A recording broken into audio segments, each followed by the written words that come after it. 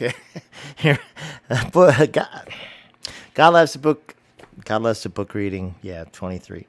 God laughs at dirty jokes. Book reading 23. We're on chapter 46, which is called Still Dreaming. So, picking up from last week, we got one more chapter on dreaming. And that'll be it for today. And then the next video will be the last book reading video. So, to all of you who have watched any or all of these, thanks so much for joining me on this little adventure. I appreciate it very much. Okay, let's just get in. Let's go. Let's do it. Still dreaming. I often dream about animals. In one, there was a small room at a shelter with some regular-sized cats, but also a small bucket filled with thumb-sized cats. There was a mini duck in there too, which probably got into my head from a Federico Fellini film I had watched a few days prior. In Variety Lights, the Federico Fellini movie, it's hard to say, the flaky magician carries a duck around in a basket for the whole movie, though it's normal-sized.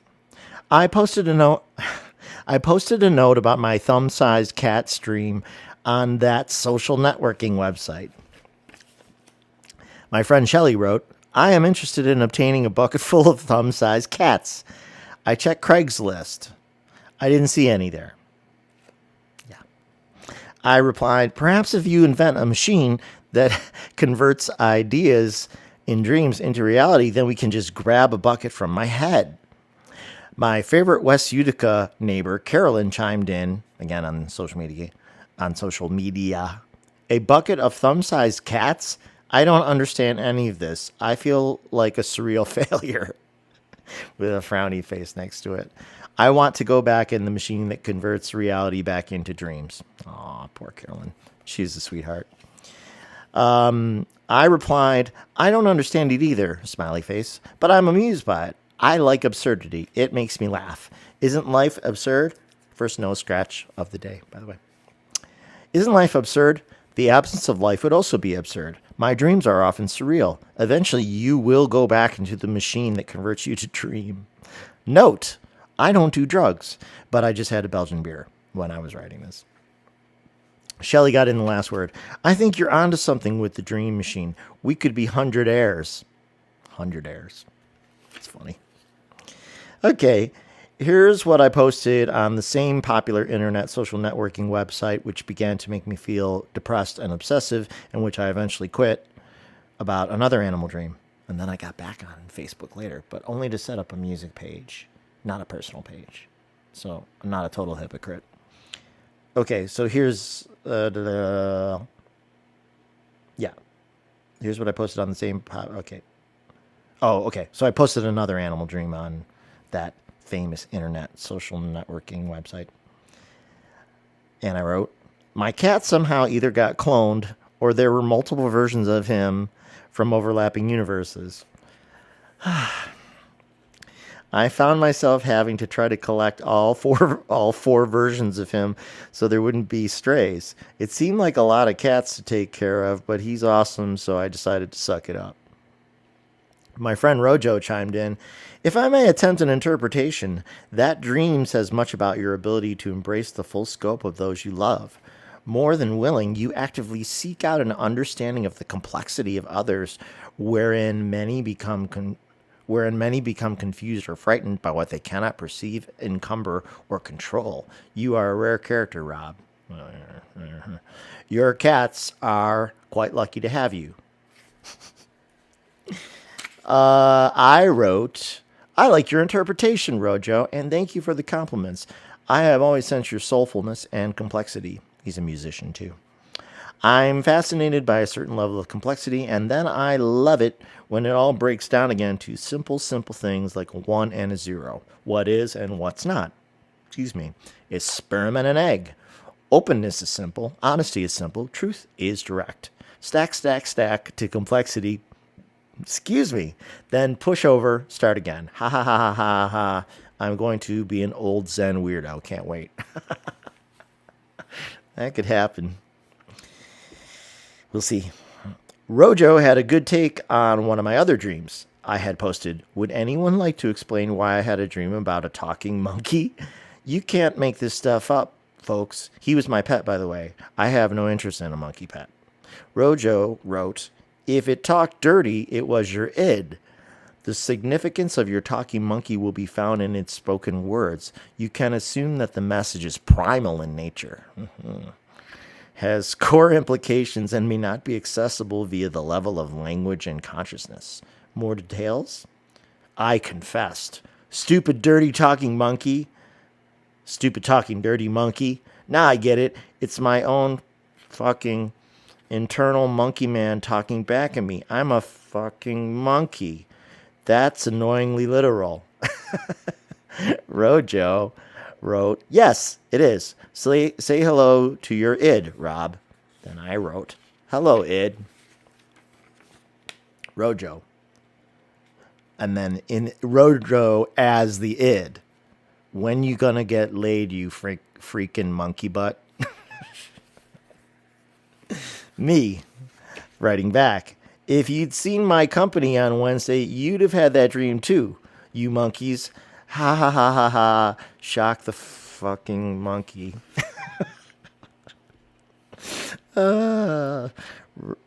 See, this is why I keep losing subscribers.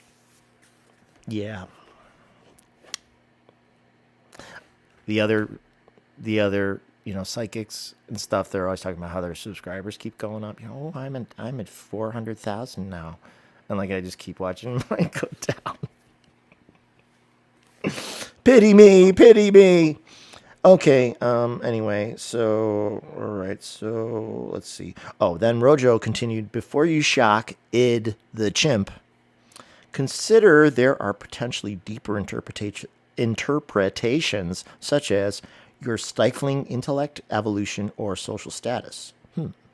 But you've not conveyed the specifics of the verbal exchange. So who knows? Sans more disclosures, meaning without more disclosures, Occam's razor, the simplest answer is the answer, deems that you are working on things at the animal midbrain level. That would suggest food, fear, or have a wild, libidinous weekend, monkey boy. I wrote back, no, it's just sex. Straight up, I rarely squish my intellect or evolution, and I clearly couldn't give a good monkey shit about my social status, though I probably should. Thanks for your couch, Dr. Rojo. Now somebody bring me some bitches. Oh, jeez. Whoops. Sorry. What a life. Rojo. Ha ha ha ha ha ha ha. No charge. Now just do it. Whew. Wow. Okay. Wow. Yeah. And you know what? I had a sex dream last night too. So I was gonna be reading about it, and I didn't remember that it was in here, and then I had one anyway. Oh man, come on! It's so funny.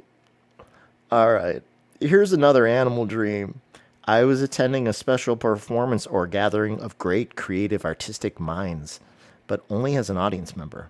They met at my grandparents' house where I now live. 2 rooms were being used, one upstairs plus the basement. Some of the stars arrived late. Most were laid back, but a few were surly. The combination of people didn't entirely reflect my tastes. Paul Simon and Steve Martin were there, both of whom I was interested in meeting, plus Larry David, Bruce Dern, love him, George Lopez, and others. I don't know why there weren't any women, because there are plenty I consider great artists. There were about 10 creatives altogether and a small audience of 20 sitting comfortably in recliners. For no good reason, once everyone had arrived and settled in, they became dogs. It wasn't that they transformed. It's more like they had always been dogs, but didn't appear that way before. I, too, was now a dog. I tried to talk to Paul Simon dog first. Steve Martin was nearby, plus 2 others. I told Paul Simon the dog that I admired his songwriting. He was friendlier than I expected him to be. As we chatted, a famous shaggy writer dog who may have been wearing circular glasses slithered nearby, more snake-like than canine. He was tidy and tight and looked a little like Teddy Roosevelt. I didn't know who he was. He may have been an older deceased writer like Faulkner or someone of that generation. I asked the entire group, don't you think all great artists don't you think all great artists start off as individualists? Don't you have to be willing to be your own person before you can develop your own style? No one had a chance to answer before Rider Dog slid in front of the others and brushed against me, seemingly trying to intimidate me. I knew something was a little off with him, but I played dumb and didn't offer resistance. Rider Dog came in close and whispered something like, "If you use any of my ideas, I will find out." He seemed to think I might mind the conversation for my own artistic purposes. He worked himself on top of me with his snout in my face. I think his pelvis was moving, and I got the feeling he might try to sexually assault me. I looked back over my shoulder. Someone who I knew would provide support was also there, and I wanted to establish eye contact in case things got weirder. Rider Dog gnawed lightly on my hand, now an actual hand, not a paw, to let me know his teeth were sharp. He said, "If I don't like your questions, I will come back around to you." I felt his darkness and intelligence. And you know what? I can still feel that. Like right now, I'm feeling the spookiness. So I'm going to do a little white light protection. Spirit, please keep me and mine in the circle of white light. And anybody watching this in the circle of white light, so that there's no goofy energies. Keep us in powerful, healing, and protective white light as we wade into my weird dreams. Thank you, Spirit. Okay. I felt his darkness and intelligence. I didn't believe that his real concern was my stealing his ideas or anyone else's. He had a personal issue with me of undetermined nature and wanted to deliver a warning from a position of power. I was neither afraid nor intimidated, for he had played a card revealing his weakness. I continued to play at non-threatening and docile and planned to resume talking to the others once he left. Then the dream ended. Okay. Yes, there was some weird... I think, sometimes... I can't know for sure, but definitely in some of my dreams, there are energies. Some of them are just beautiful, ridiculously beautiful, so beautiful, almost beyond description. And then sometimes there are weird ones. And then I gotta clear it out. Like, okay, bye, get out of here. White light, white light, white light, white light. And then the more you focus on that and not any of the weirdness, it goes away. You just white light yourself straight out of it. I don't know why. I have more recently have liked this gesture for white light protection. I imagine when I'm doing it that I'm kind of like creating like a little swirly around me, and then it keeps spinning outward. That's my visualization. Okay. See, here we go. I think it gets better now. Okay. In a more recent animal dream, I owned a beautiful, gentle, loving giraffe named Maisie. Cool. She would curl up with me on the living room rug. She ducked her long neck down to fit into and fill up the entire back seat of a compact car to go for a ride. The morning after the dream, I vaguely recalled that she was spotted and purple. So I typed Maisie the giraffe into an internet search engine, and the first result that came up was a small clothing company in the UK called Purple Giraffe Clothing, run by a woman named Maisie.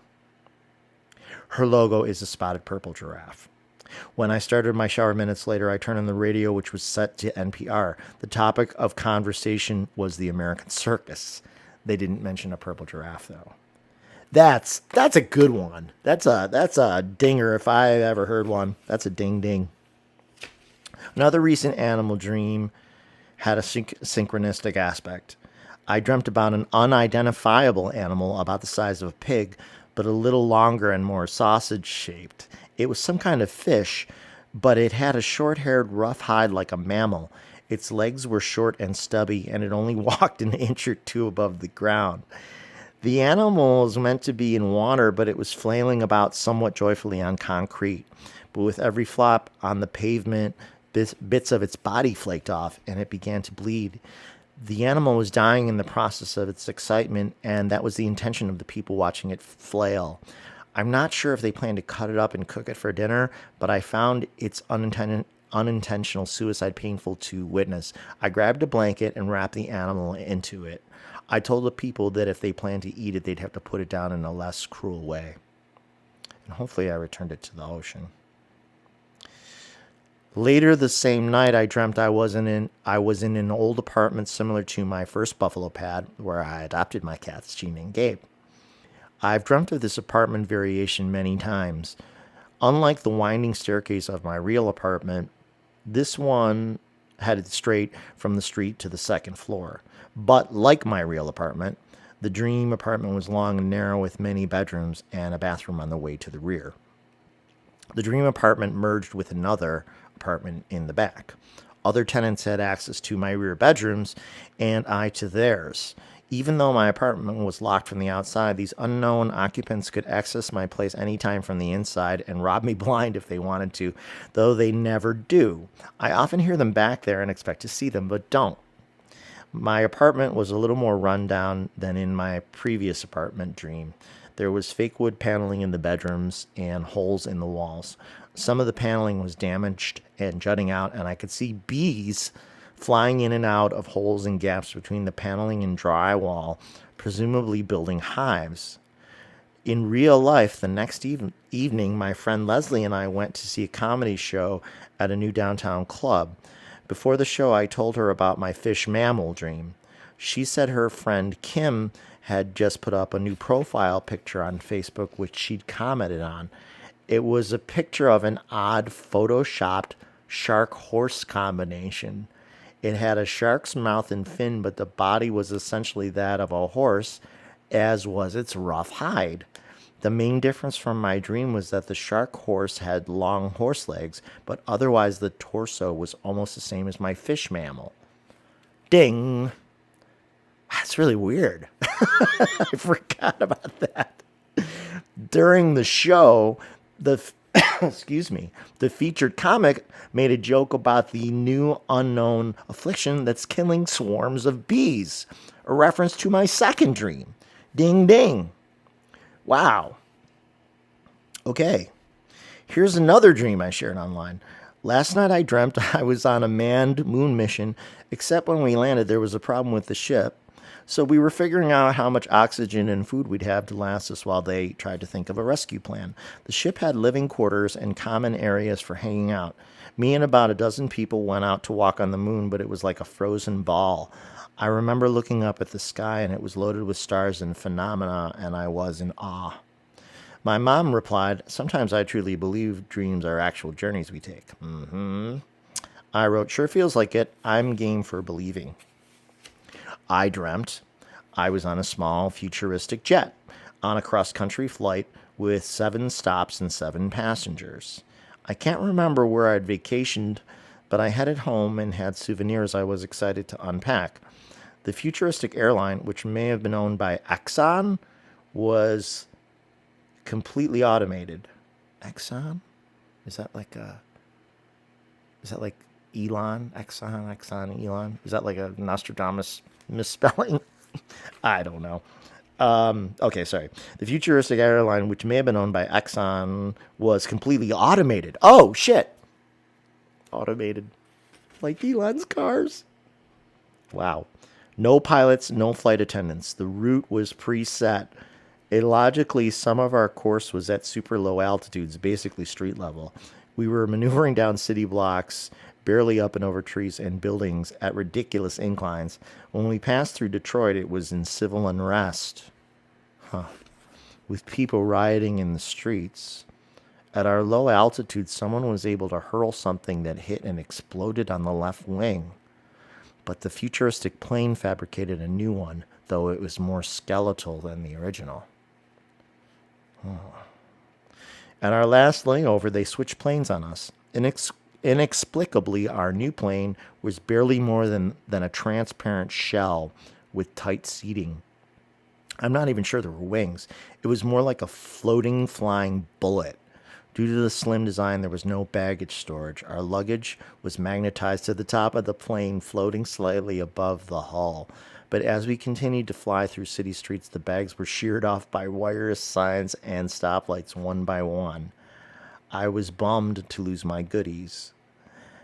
Things got worse when more of the already small plane was chipped away. Then we found ourselves off the plane for some reason, standing on a city block. Again, this is nonsensical, but in order to rejoin it, we had to fly outside the plane hanging by wires with little hooks. Why no one simply called the whole thing off and took a bus home is anyone's guess. We looked each other in the eye and fastened our individual hook lines to a metal ring, waiting for the plane to yank us through the clouds for the final leg. I yelled out with false bravado, "If I survive this, I'm going to dedicate the rest of my life to tearing down Exxon Airlines." It was frightening to be pulled up into the dark, wet sky. I couldn't see anything, so there was no point in opening my eyes. I could feel the weight of the seven of us, so I immediately knew when one person lost grip and fell away, because the overall load lessened. Apparently, it was actor Gabriel Byrne. Sorry, Gabe. You should have held on tighter. I don't know why he was there, and I can't say he's ever consciously been on my mind. I looked him up online the day after the dream, and the third result was an interview in a British newspaper with the headline, "Religion didn't do me any good." Ironic? Yes. Byrne critiqued the Catholic Church in Ireland during his upbringing. Byrne described them as monstrous and in sympathy with the Nazis during World War II. He seems to like them even less than me, for good reason. The rest of us held on tight, hoping the wires and hooks would hold. When we landed safely, there was a crowd of journalists waiting in an airline hangar.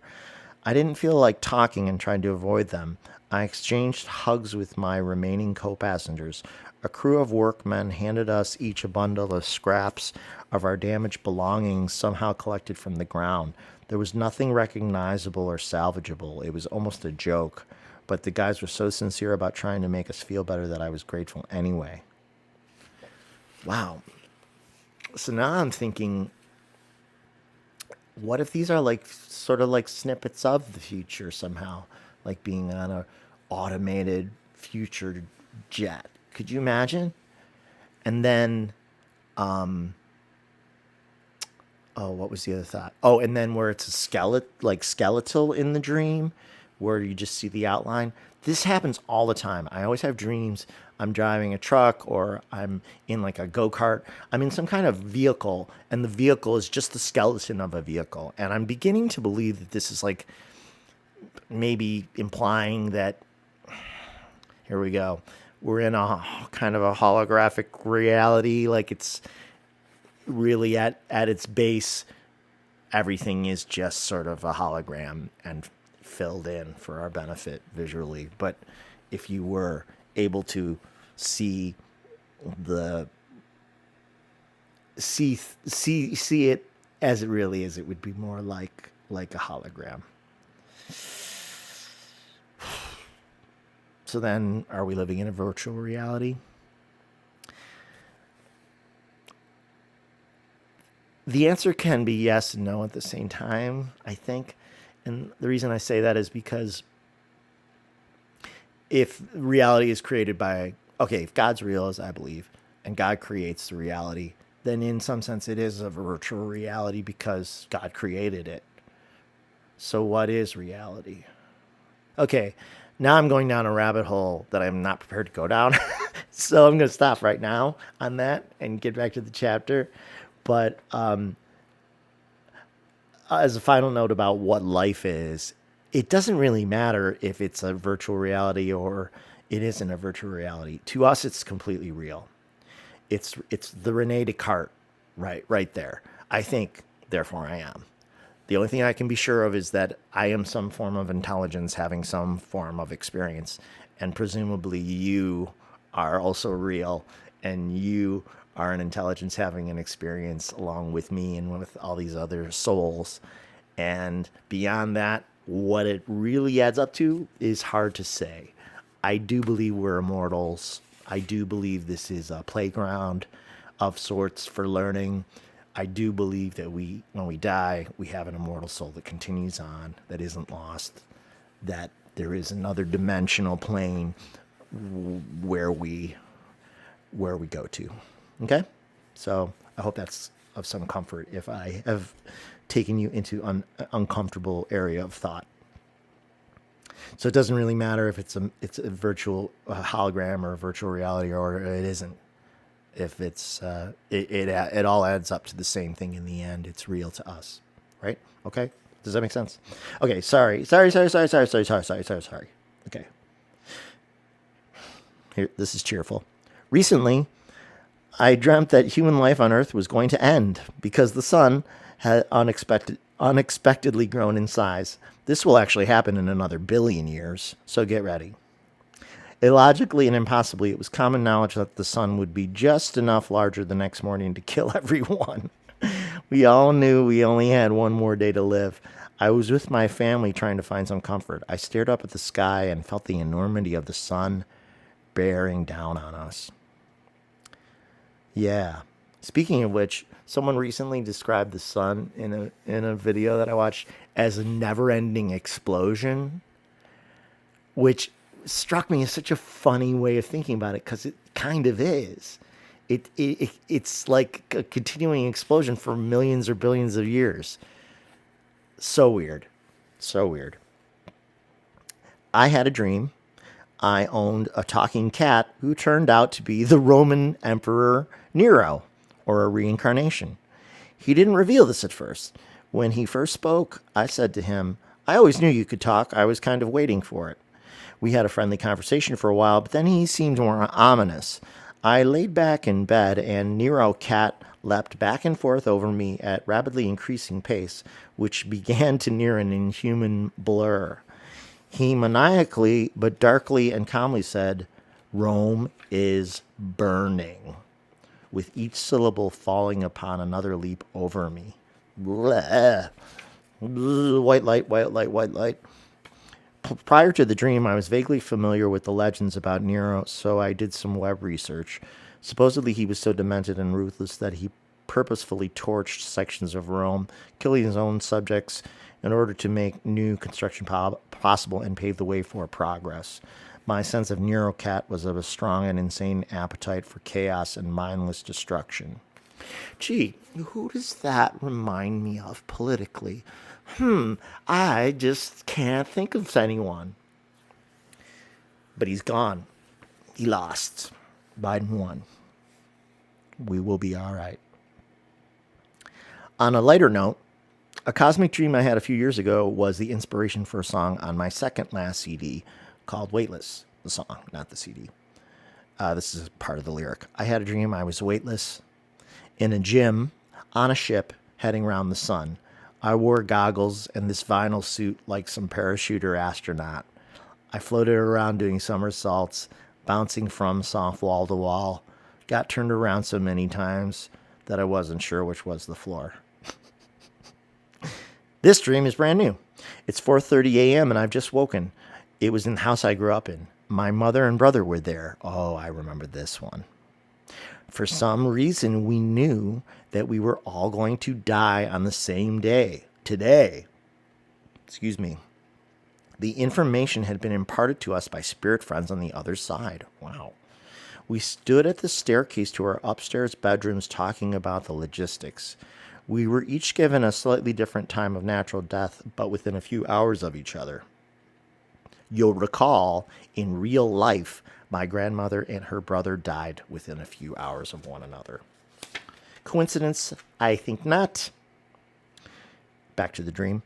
I was made aware I would die in the early afternoon, and as we stood discussing it, we realized that my mom and brother had already passed away that morning. We missed it without even noticing they were dead. This made us laugh because the big event had already been set in motion and we were just catching up. Even though my mother and brother were both dead and I was still alive, we could see and hear each other plain as day. I like that. In the dream, I interpreted this to mean there was no real barrier between the world of the living and that of the dead. They didn't look like ghostly apparitions. They appeared as flesh and blood. I love that we were laughing about it because it's in keeping with the lightness we often feel when we're together in real life. Nothing is off limits for a good joke, not even death. Yeah. And then in parentheses, and aside, My brother and I have a sick running joke about being very old and lying side by side in hospital beds with a hand on each other's respirator machine cable, ready to pull the plug like a couple of cowboys at a shootout. It's a morbid, comical showdown to see who can kill the other faster. We laugh our balls off. Oh, God. And to be truthful, my mom and my brother came to visit me. Was it last weekend? They came in to the city and we sat in the back yard for a bit. And my brother's been getting Meals on Wheels for a little while now, and he really likes it. And I made a terrible joke that this is a terrible joke. I can't even say it. I have to now. We we were joking. We were joking that, well, I said, okay, a lot of older people get Meals on Wheels. So I made a joke like when the older people die, then they can be moved over to list B, and then they can become the meat for future Meals on Wheels cannibalistic. Oh my god, that's terrible. That's terrible. I can't believe I put that in this video. Can I stop this thing and edit it? I'm almost done with the chapter. Oh, shit.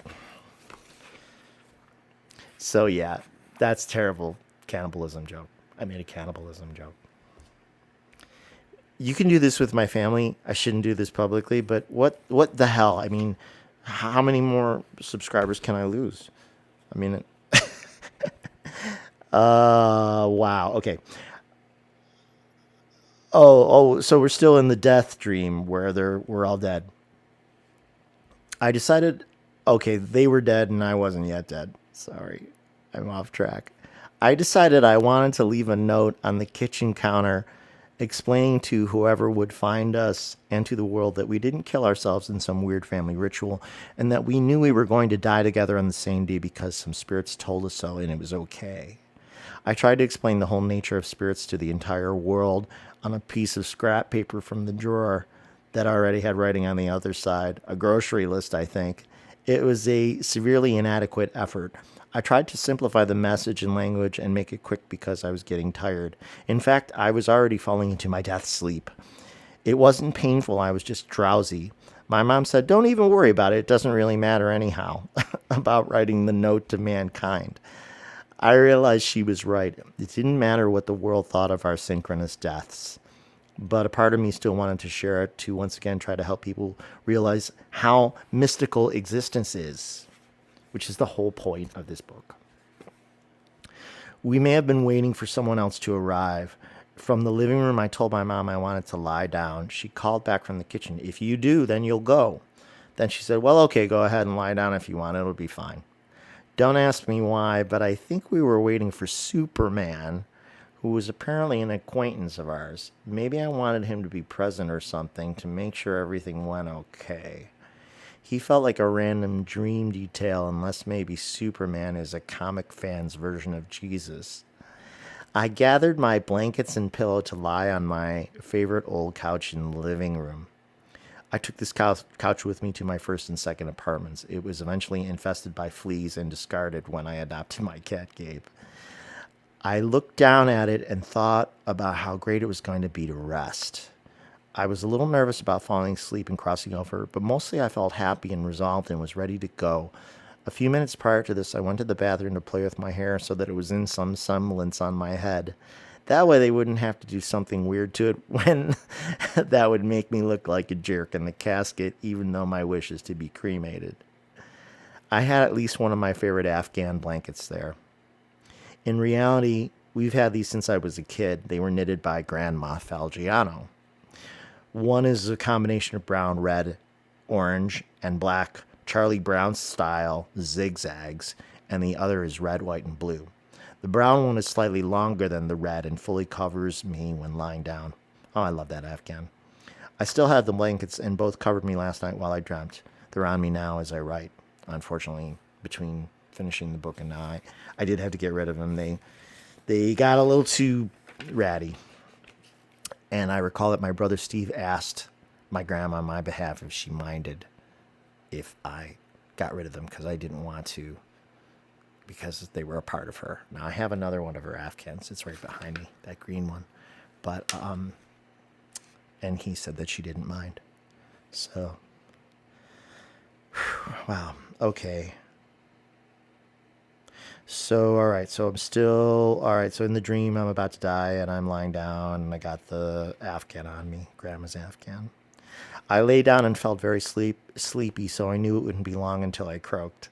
I thought I might have a little more time to organize my things in the house or call a few people and let them know I was checking out, but it was setting in fast. Then I realized there was no one I needed to get in touch with, as the most important people in my life were already in the house with me. It would be fine for everyone else to find out soon enough after. Sleep came quickly, like an anesthetic before surgery when you're surprised at how fast it puts you down.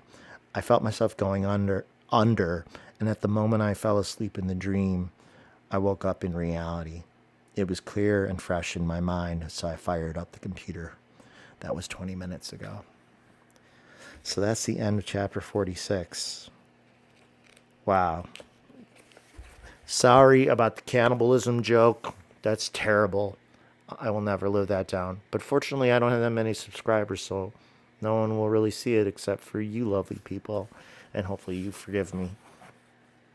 I'm tempted to try to explain the joke one more time, like why it was funny in the moment, but I don't think I really can. I think I'll try anyway, though. So, yeah, so my brother gets Meals on Wheels. So I was joking that a lot of the people on Meals on Wheels are older. And I'm like, oh, okay, well, if you go to their house and then they're dead, then you can just use them for future Meals on Wheels. You know, you can just move them from list A to list B, and then they could supply food for other people. Now, of course, that's disgusting, and no one should eat people. Cannibalism is horrible. But I knew when I made the joke, I knew it was terrible, and I knew that because it was terrible, it would make my brother laugh. And I have said this before to my mom when, unfortunately, she is sometimes the butt of a joke that my brother will laugh at. I said, it's not personal. I'm not picking on you when I make a joke at your expense. I will say anything to make Steve laugh. I mean, like anything. And I have. And that's not the worst joke I've ever said, but that's the worst one you're going to hear today. So there you have it. I think that's about as good as I can do. Thank you so much for watching. Thanks for the feedback all along this series of book readings. It's been really fun. I'm really grateful to have gotten to know a few of you really well, I think, as internet exchanges go. And thanks for tuning in. One more reading next week, and then we'll see what else we can come up with for future videos. I'll keep you posted on any wacky dreams if I have more. And I do have some comments I'd like to make about a few videos recently by Cash Peters and Kim at Intuitive View, but I'm going to save that for a separate video. But the subject is autism and people on the spectrum. So maybe I'll try to do a little quickie this week about that. Okay? So thanks again. Parting is such sweet sorrow, even this way. So see you again soon. Thank you. Bye. Take care. Bye. Don't hold that joke against me. Okay, bye.